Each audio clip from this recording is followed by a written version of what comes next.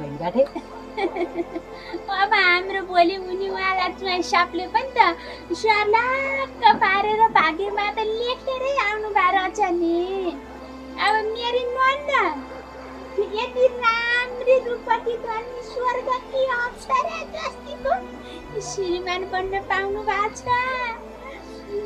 अब यस्तीको श्रीमान बन्नलाई जो पाइको भाग्यमा कहाँ लेख्या हुन्छ त? मेरो भोलि हुनेवाला फुपाजु पनि कहाँ कम हुनुहुन्छ र आमा। एक्टिङ गर्न जानुभयो भने त फिल्ममा हिरोको रोलै पाउनुहुन्छ के।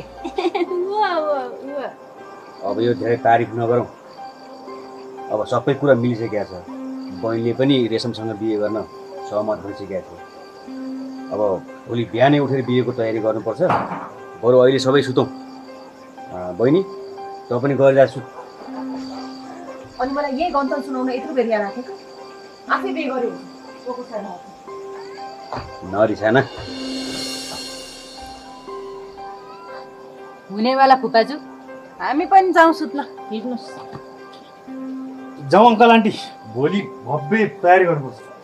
ल